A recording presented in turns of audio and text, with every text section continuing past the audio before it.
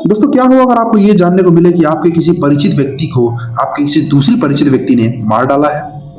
आप तो शॉक के मारे चक्कर खा के गिर जाएंगे। तो दोस्तों मैं आपको आज जो स्टोरी बताने वाला हूं उसे सुन के आपके पैरों तले जमीन खिसक जाएगी। कई कारणों की वजह से कई बच्चों का बचपन मायूसी में बीतता है और उनके माता पिता के साथ उनके संबंध भी अच्छे नहीं रहते, जिसकी वजह से बच्चे सही रास्ता भटक जाते हैं और कुछ ऐसा कर बैठते हैं जिसकी कोई कल्पना भी नहीं करना चाहेगा। दरअसल टिकटॉक पर चर्चित इजाबेला गुज़मैन अपनी मां की हत्या के आरोप में अदालत में पेश होने के बाद सुर्खियों में आ गई है। आपको बता दें दोस्तों कि इजाबेला के टिकटॉक पर कई सारे प्रशंसक हैं जिन्हें इजाबेल के लुक्स बहुत ज्यादा पसंद है। आपको ये भी बता दूं कि साल 2013 में कोलोराडो, जो कि अमेरिका का एक बहुत बड़ा शहर है, वहां की रहने वाली इजाबेल गुज़मैन ने अपने घर पर अपनी मां पर 79 बार, जी हाँ दोस्तों मैं एक बार और रिपीट कर देता हूँ, 79 बार चाकू मारकर हत्या कर दी थी। और अब मैं आपको उनकी उम्र बताने वाला हूँ जिस समय उन्होंने अपनी मां की हत्या की थी। इजाबेला गुज़मैन उस समय मात्र 18 वर्ष की थी। नमस्कार दोस्तों, आप सबका हमारे चैनल में स्वागत है। आज मैं आपको इजाबेला गुज़मैन की रहस्यमयी स्टोरी बताने वाला हूं जिसके अंदर इजाबेला गुज़मैन ने अपनी मां को 18 साल की उम्र में मात्र हत्या कर दी थी। लेकिन आगे बढ़ने से पहले इस तरह के और दिलचस्प वीडियो के लिए चैनल को सब्सक्राइब करना और बेल आइकन को हिट करना ना भूलें। तो चलिए बिना किसी और देरी के शुरू करते हैं। आपको बता दें कि मामले से जुड़ी जांच में दावा किया गया है कि गुज़मैन अपने क्षेत्र के अन्य बच्चों की तरह नहीं थी। वो कभी भी मुस्कुराती, खेलती या अपने माता पिता के साथ समय बिताना नहीं चाहती थी। यह भी कहा जाता है कि वो अपनी मां से बहुत नफरत करती थी। जानकारी के मुताबिक इजाबेला के माता पिता बहुत गरीब थे और इजाबेला को बहुत सी चीजें नहीं दे पाते थे, जिसकी वजह से अक्सर घर पर लड़ाई झगड़ा विवाद होता रहता था।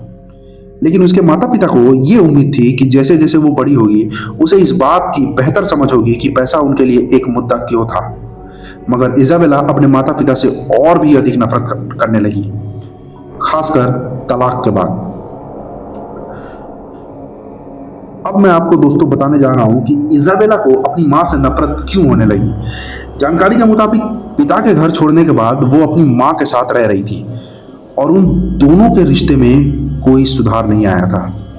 रिश्ता तब और खराब हो गया जब उसकी मां यू मी हाओए अपनी प्रेमी रिचर्ड को लेकर घर आई।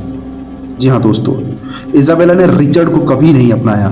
चीजें तब बढ़ने लगी जब इजाबेला को अपनी मां को जान से मारने की धमकी देना शुरू कर दिया, ये कहते हुए कि जिस तरह से उसके यानी कि इजाबेला के साथ व्यवहार किया गया है वो उसे यानी कि इजाबेला की मां को भुगतना पड़ेगा। इजाबेला की मां ने ऐसा कई बार होने के बाद पुलिस से शिकायत की। दोस्तों अब मैं आपको कहानी का असली ट्विस्ट बताऊंगा जहां पे इजाबेला ने अपनी मां को मार डाला। देखिए दोस्तों, जानकारी के मुताबिक एक रात रिचर्ड, जो कि इजाबेला की मां का बॉयफ्रेंड था, कथित तौर पर इजाबेला के से उसके व्यवहार के बारे में बात करने के लिए बगीचे में ले गया और जिसके बाद रिचर्ड को लगा कि अब सब कुछ ठीक हो जाएगा। लेकिन अगले दिन टीवी देखते हुए रिचर्ड ऊपर के फ्लोर से अपने पार्टनर की जोर जोर से चिल्लाने की आवाजें आने लगी, जिसके बाद उसने ऊपर जाकर बाथरूम का दरवाजा खोलने का प्रयास किया, लेकिन वो अंदर से बंद था। दरवाजे को तोड़ने के बाद पता चला कि इजाबेला ने अपनी मां को 79 बार बेरहमी से चाकू से वार कर करके मार डाला। आपको बता दें दोस्तों कि मामले की जांच में पता चला कि इजाबेला सिजोफ्रेनिया से पीड़ित थी। उसने जांचकर्ताओं को बताया कि उसके सिर में गूंज रही आवाजें उसे नियंत्रित कर रही थी।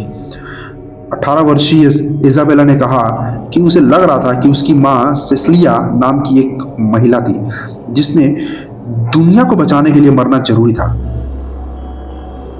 आपको जानकारी दे दें कि एक जज ने पागलपन की याचिका स्वीकार कर ली और गुज़मैन ने पुएब्लो में कोलोराडो मानसिक स्वास्थ्य संस्थान भेज दिया गया, कोलोराडो मेंटल हॉस्पिटल में।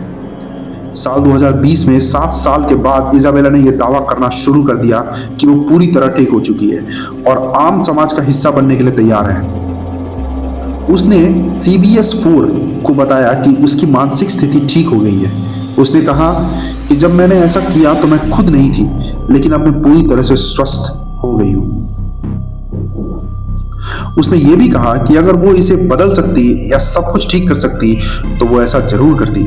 हालांकि अदालत ने इजाबेला गुज़मैन की रिहाई के लिए किसी भी अपील को स्वीकार नहीं किया है। दोस्तों, चाहे जो कुछ भी हो, क्या आपको लगता है कि इजाबेला, जिसको बचपन में इतना टॉर्चर मिला था, क्या उसने सही किया? क्या पिता के छोड़ जाने के बाद उसकी माँ का दूसरे के साथ रहना, यानी कि रिचर्ड के साथ रहना, क्या सही था? क्या आपको लगता है कि इजाबेला ने जो कुछ भी किया अपने नादानी में किया? 18 साल की वर्ष में इजाबेला ने जिस तरीके से अपनी माँ का हत्या किया, क्या एक जस्टिफिकेशन देना भी बनता है? अपने थॉट्स हमें नीचे कमेंट करके जरूर बताएं। और अगर आप हमारे वीडियो को पसंद करते हैं तो इस वीडियो को एक लाइक करें और इस तरह के और मनोरंजन वीडियो को देखने के लिए चैनल को सब्सक्राइब करना ना भूलें। तब तक आप सभी को गुड बाय और आपका दिन शुभ रहे। धन्यवाद दोस्तों।